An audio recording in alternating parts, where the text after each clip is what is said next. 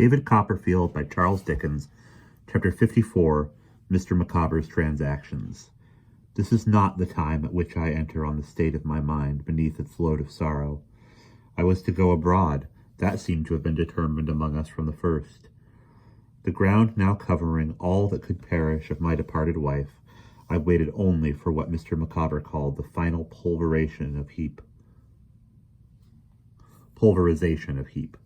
and for the departure of the emigrants. At the request of Traddles, most affectionate and devoted of friends in my trouble, we returned to Canterbury. My Aunt Agnes and I. We proceeded by appointment straight to Mr. McCawber's house. "Well, Mr. and Mrs. McCawber," was my aunt's first salutation, after we were seated. "Pray, have you thought about that emigration proposal of mine?" "My dear madam," returned Mr. McCawber, "perhaps I cannot better express the conclusion at which Mrs. McCawber, your humble servant, and I may add our children, have jointly and severely arrived, that by borrowing the language of an illustrious poet to reply that our boat is on the shore and that our bark is on the sea." "That's all right," said my aunt. "I augur all sorts of good from your sensible decision." "In reference to our domestic preparations, madam," said Mr. McCawber with some pride, "for meeting the destiny to which we are now understood to be self-devoted, I beg to report them. My eldest daughter attends at 5 every morning in a neighboring establishment to acquire the process, if process it may be called, of milking cows. My younger children are instructed to observe as closely as circumstances will permit the habits of the pigs and the poultry maintained in the poorer parts of this city, a pursuit from which they have on 2 occasions been brought home within an inch of being run over. I have myself directed some attention during the past week to the art of baking, and my son Wilkins has issued forth with a walking stick and driven cattle when permitted by the rugged hirelings who had them in charge." "All very right indeed," said my aunt encouragingly. Mr. McCawber gave Mrs. McCawber his arm, and, glancing at the heap of books and papers lying before Traddles on the table, said they would leave us to ourselves, which they ceremoniously did. "I must do Mr. McCawber the justice to say," Traddles began, "that although he would appear not to have worked to any good account of himself, he is a most untiring man when he works for other people. The heat into which he has been continually putting himself, and the distracted and impetuous manner in which he has been diving day and night among papers and books, to say nothing of the immense number of letters he has written me often across the table when he has been sitting opposite, and might much more easily have spoken, is quite extraordinary." "Letters!" cried my aunt. "I believe he dreams in letters." "Now let me see," said Traddles, looking among the papers on the table. "Having counted out our funds, we take it to be clear that Mr. Wickfield might now wind up his business and his agency trust and exhibit no deficiency or defalcation whatever." "Oh, thank heaven!" cried Agnes fervently. "But," said Traddles, "the surplus that would be left as his means of support, and I suppose the house to be sold, even in saying this, would be so small, not exceeding in all probability some hundreds of pounds, that perhaps Miss Wickfield, it would be best to consider whether he might not retain his agency of the estate to which he has so long been receiver.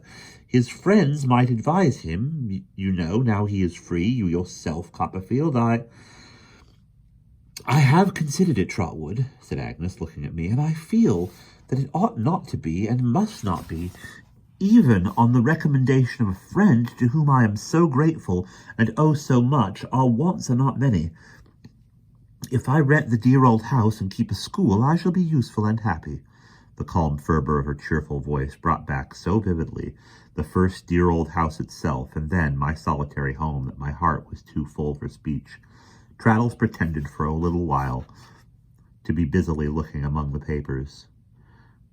"Next, Miss Trotwood," said Traddles, "that property of yours." "Well, sir," sighed my aunt, "all I have got to say about that is that if it's gone I can bear it, and if it's not gone I shall be glad to get it back." It was originally, I think, £8,000, consul, said Traddles. Right, replied my aunt. I can't account for more than 5, said Traddles with an air of perplexity. 1,000, do you mean? Inquired my aunt with uncommon composure. Or pounds? £5,000, said Traddles. It was all there was, returned my aunt. I sold 3 myself. 1 I paid for your articles, Trot, my dear, and the other 2 I have by me.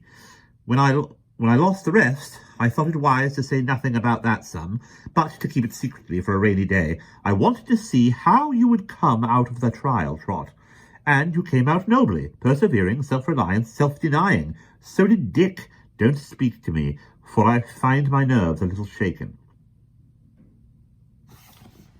Nobody would have thought so, to see her sitting upright with her arms folded, but she had wonderful self-control.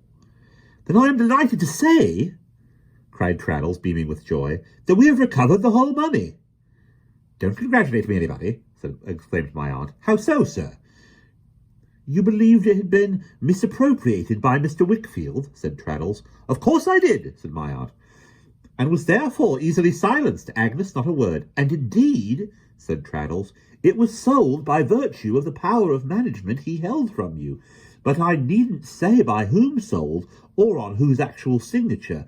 A most remarkable circumstance is that I really don't think he grasped this sum even so much for the gratification of his avarice, which was inordinate, as the hatred he felt for Copperfield. He said so to me plainly. He said he would even have spent as much to balk or injure Copperfield. Ha! Said my aunt, knitting her brows thoughtfully and glancing at Agnes. And what's become of him? I don't know. He left here, said Traddles, with his mother, who had been clamouring and beseeching and disclosing the whole time. They went away by one of the London night coaches, and I know no more about him. Do you suppose he has any money, Traddles? I asked. Oh, dear, yes, I should think so, he replied, shaking his head seriously. I should say he must have pocketed a good deal in one way or another, but I think you would find, Copperfield, if you had an opportunity of observing his course, that money would never keep that man out of mischief. He is such an incarnate hypocrite that whatever object he pursues, he must pursue crookedly. He is a monster of meanness, said my aunt. Really, I don't know about that, observed Traddles thoughtfully. Many people can be very mean when they give their minds to it. And now, touching Mr. McCawber, said my aunt, what will you give him? Oh, before you come to that, said Traddles, a little disconcerted, I am afraid those IOUs and so forth which Mr. McCawber gave him for the advances he had... Well, they must be paid, said my aunt. Yes, but I don't know when they may be proceeded on, or where they are, rejoined Traddles, opening his eyes. And I anticipate that, between this time and his departure, Mr. McCawber will be constantly arrested, or taken in execution. Then he must be constantly set free again and taken out of execution, said my aunt. What's the amount altogether? Why, Mr. McCawber has entered the transaction, he calls them transactions with great form in a book, rejoined Traddles smilingly, and he makes the amount £103.5. Now what shall we give him, that sum included, said my aunt. Agnes, my dear, you and I can talk about a division of it afterwards. What should it be, £500? Upon this, Traddles and I both struck in at once. We had both recommended a small sum in money, and the payment without stipulation to Mr. McCawber of the Uriah claims as they come in. We proposed that the family should have their passage and their outfit, and £100, and that Mr. McCawber's arrangements for the repayment of the advances should be gravely entered into, as it might be wholesome for him to suppose himself under the responsibility. To this I added the suggestion that I should give some explanation of his character and history to Mr. Peggotty, who I knew could be relied on, and that Mr. Peggotty should be quietly entrusted the discretion of advancing another 100. We all entered warmly into these views, and I may mention at once that the principals themselves did so shortly afterwards with perfect goodwill and harmony. "Well, Mr. and Mrs. McCawber," said my aunt when they entered, "we have been discussing your emigration, with many apologies to you for keeping you out of the room for so long, and I'll tell you what arrangements we propose." Mr. McCawber could not be dissuaded from immediately rushing out, in the highest spirits, to buy stamps for his notes of hand. But his joy received a sudden check, for within 5 minutes he returned to the custody of a sheriff's officer, informing us in a flood of tears that all was lost. We, being quite prepared for this event, which was, of course, the proceeding of Uriah Heeps, soon paid the money, and in 5 more minutes Mr. McCawber was seated at the table, filling up the stamps with an expression of perfect joy.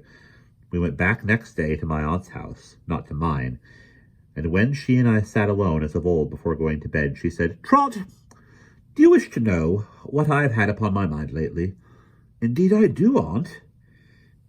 "If there ever was a time when I felt unwilling that you should have a sorrow or anxiety which I could not share, it is now."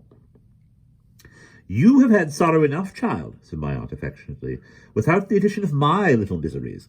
I could have no other motive, Trot, in keeping anything from you." "I know that well," said I, "but tell me now." "Would you ride with me a little way tomorrow morning?" asked my aunt. "Of course." "At 9?" said she. I'll tell you then, my dear." At 9, accordingly, we went out in a little chariot and drove to London. We drove a long way through the streets until we came to one of the large hospitals.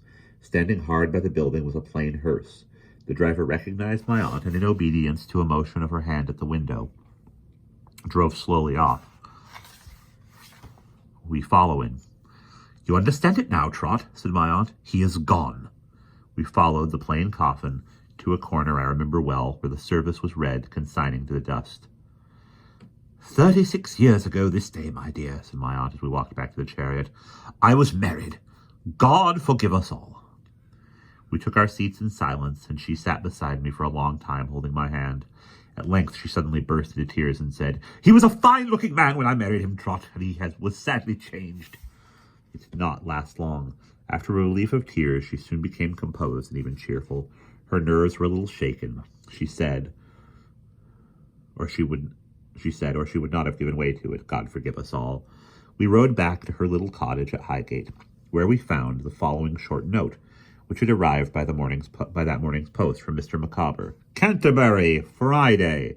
My dear Madam and Copperfield, the fair land of promise lately looming on the horizon is again enveloped in impenetrable mists, and forever withdrawn from the eyes of a drifting wretch whose doom is sealed. Another writ has been issued in His Majesty's High Court of King's Bench at Westminster in another cause of Heep v. McCawber. Now's the day and now's the hour. See the front of the battle lower. See approach proud Edward's power, chains and slavery, consigned to writhe, or consigned to witch, and to a speedy end, for mental torture is not supportable beyond a certain point, and that point I feel I have attained. My course is to run. Bless you, some future traveller visiting from motives of curiosity not unmingled, let us hope with sympathy the place of confinement allotted to debtors in this city may, and I trust will, ponder as he traces on the wall inscribed with a rusty nail the obscure initials W.M. P.S. I reopen this to say that our common friend, Mr. Thomas Traddles, who has not yet left us and is looking extremely well, has paid the debt and costs in the noble name of Miss Trotwood, and that myself and family are at the height of earthly bliss. And that is the end of chapter 54.